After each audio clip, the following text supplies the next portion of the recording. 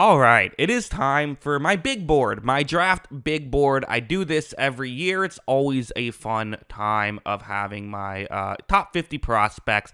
In the past, I think I've done top 64, but this year 50 feels right, and 50 is a nice round number. Let's just go with my top 50, and I do think there's actually kind of a cutoff right after 50, so it works out. I'm not going to spend forever on the picks that are, closer to 50 here. I think we'll kind of blow through those and then spend more time once we get to the top. So yeah, let's just get into it, starting off with number 50. So these are the first 8 top 50 prospects to make my big board. Decent number of corners are going to be here. Guys like TJ Tampa, Kyrie Jackson, and Kamari Laster, who some people are higher on than I am. There's things to like about those players, certainly, so they still do make my big board. Darius Robinson is someone who I think will be higher on a lot of other people's top 50 big boards. I have him listed as an interior defensive line / edge because he, plays both. I see him listed as edge a lot. I just don't see many 300-pound edge rushers, and he's not even really 300 pounds, like 285 edge rushers. I'm just always concerned about that player. I just feel like people fall in love with the uniqueness of a prospect like that, but at the NFL level, you have to be so good at least something, and usually at college, you're really good at 2 things, and so that adds value, but are you good enough at either of them? Are you kind of a jack of all trades, master of none type situation? I don't know. It's maybe unfair to blame Robinson for the failures of previous players who have fit that role, but I would still be wary of him. There's also some other critiques I have. That's not the only reason, but that's the biggest one. But there still is enough upside. I decided to put him at number 50. Jatavian Sanders would be the tight end 1 in a lot of classes, but obviously with the, Brock Bowers, you're going to be tight end 2, but he's someone I actually think is a really good tight end, and I could see him being very good. Johnny Wilson at wide receiver, who maybe I'm just buying into the height hype a little bit and getting too excited with that stuff, but I do think there's a lot to like about his athleticism along with the height.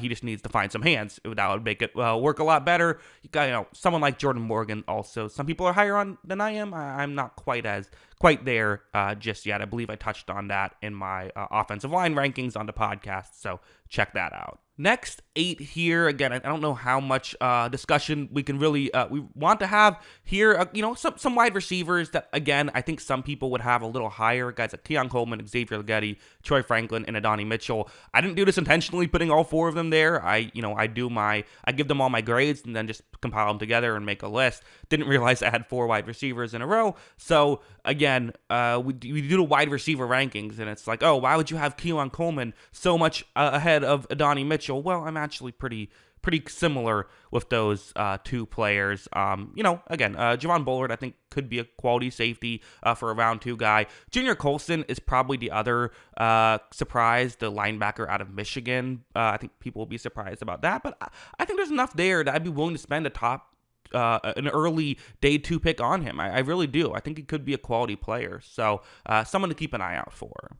Next tier, so Tyler Nubin, I actually, when I did my mock draft, had him going in the first round, despite having, I believe I actually have a first round grade on him. I have 34 first round grades. I usually have more first round grades than, I think people will be like, I only have 8 first round grades. It's like, well, okay, but there's 32 picks. Why are you having so few first round grades? So I have a little bit more this year. Tyler Nubin, I guess some people are concerned about his low testing numbers and stuff like that, but for safety, there's not really a lot of evidence to support that matters. I think he's a good football player. Like, sometimes we overthink this and just get the good football player. Not every time. There's reasons that that stuff matters. It is a different sport once you get to the NFL, but I like him.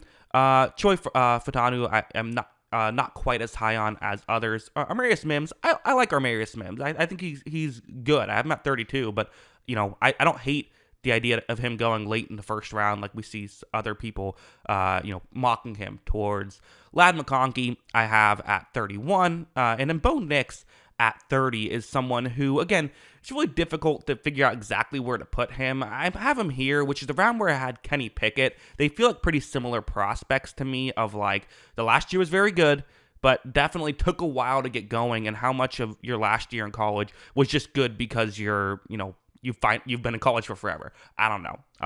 Edgerrin Cooper is a linebacker that's definitely turned into one of my guys. I think he's really good. I had him going in the first round, and I mock draft. People were like, "Are you crazy?" I think he's a very good linebacker, and I think he's really underrated. I have him as a first round talent, late first round talent, but I do have him as a first round talent. Cooper DeJean, I like, and Ennis Rakestraw Jr., two corners that I definitely think could be, in the right system, very quality players. My next 8 here, starting off with 26, Terron Arnold. Again, a lot of corners, definitely a lot of corner depth in this draft class. From pick 20 to pick 50, I imagine a ton of corners going. Again, not going to go through each of these. Jaden Daniels, a lot of people are higher on than me. I don't know. I understand it. I think the biggest difference is I am really concerned about someone who isn't the biggest guy and takes the kind of hits he has. He reminds me of kind of Justin Fields, who takes those hits, but he's not built like Justin Fields. So I am concerned about that. I think, you need, like Kyler Murray, for example, ran around a ton, but he was great at protecting himself and still is great at protecting himself, and he's had his injuries. I just think that, we can, that stuff matters, and his athleticism, it's great, but, it's not the pro that the other, some people view it as a bigger pro to me, is what I should say. I still like him enough as a passer. Even with me not really viewing the athleticism as a pro, I think he's worth a first-round pick. So I totally get why some people who like the athleticism, view that as a positive, have him at number 3 or even number 2. But I'm just not one of those people. I've been wrong before. This would not even be a top 5 worst quarterback take if he's a failure, but I'm still going to give my opinions on it.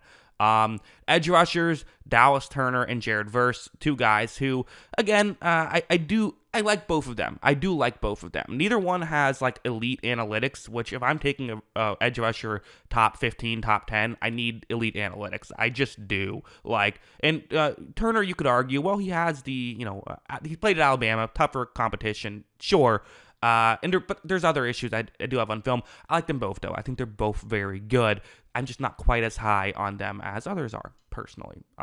Brian Thomas Jr., I think, I have him at 20. Feels like everyone has him at 20. That's just right around where he tends to go. And J.C. Latham, I think, is another really interesting and could be a good offensive lineman.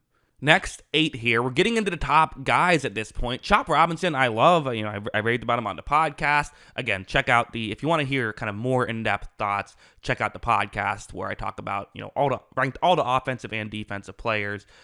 Jackson Powers Johnson, who only critique is his name is very long, so I had to move to C for his position over a little bit. But, he's a very good player. Alu Fashanu, big fan.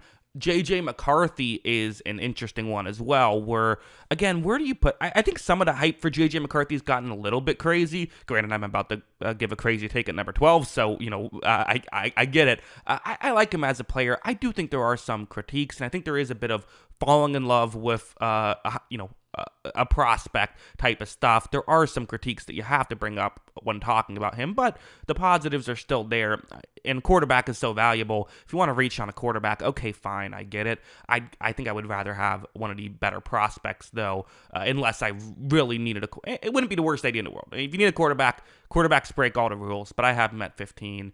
Quinyon Mitchell, and I think he's really good. Quinyon Mitchell and Talise Fuaga, again, two guys that I thought most big boards people have around here. Michael Penix Jr. and my number 11 as well are both hot takes. I really like Penix Jr. I know there's the concerns, but for me, for quarterbacks, an injury concern is less of a big deal because there's so many reasons why a quarterback could fail. If it's a tackle, I get why that would hurt your stock a lot more, because tackles tend to hit. If you get a good quality tackle with good analytics and good measurables, they're usually going to hit. So if there's an injury concern, well, it's okay, well, now I'm not sure if you're going to hit. Quarterbacks usually aren't going to hit. That's their hit rate is 1 in 3. So it's not as concerning for me. I really love his film. Some people have film issues as well, which, okay, that's fair enough, but I think his film is great. again, the injury history, I do think there are some film issues. I have him at 12, not at 1, right? But I think there's a lot of really good stuff there. And Quaid McKinstry, I don't know. I just fell in love with this tape. I thought his tape was elite. Maybe I'm just delusional. Maybe I'm crazy. I don't know. But when I watched his tape, there was a clear-cut corner 1. It wasn't even close. I shouldn't say it wasn't even close. Quinyon Mitchell's only a few spots behind. But yeah, I think he's the 11th best prospect. I do. Next, 5. So it's 50. So I did 8 for each, but now we're going to separate to 5 for the top 10. Leyu Latu, I have at number 10. I know a lot of people are colder on, and there's reasons, right? The injury stuff, all of that stuff is totally concerning, but his tape, to me, I'm like, well, we saw him last year play amazing. If it was like 4 years ago he played amazing and then was sitting out, okay, then I would feel differently. But I think he's great. Like, I think he's totally could remind me of a bit of a Jalen Phillips in a sense, where there's the injury history. Now, Phillips got an unrelated injury, which sucks, but I could definitely see Leyu Latu being a great player. Brock Bowers, there's been this weird slander on Brock Bowers all of a sudden. He's fallen a lot as a prospect. I don't get it. I really like him. Romeo Dunze, who is, a great wide receiver. I have him here at number 8.